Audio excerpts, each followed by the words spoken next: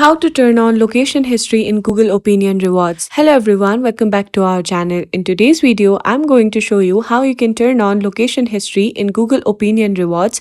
It's super simple, so let's get started. First, we need to head over to your Chrome browser. Once you're here, you need to tap on your profile icon located in the top right corner of your screen. From here, you need to simply go ahead and tap on your profile name. Now from here, you need to scroll down and then you need to tap on manage your Google account. Now that you're in your Google account, you need to tap on data and privacy over here. Then we need to simply go ahead and search for location history. Once you find location history, you need to go ahead and tap on that. Once you're here under the timeline section, you need to simply go ahead and tap on turn on.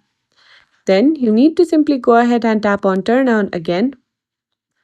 And you need to tap on got it. And that's it. I hope you find this video helpful. If you did, please give us a thumbs up, subscribe to our channel, and I'll see you in the next video.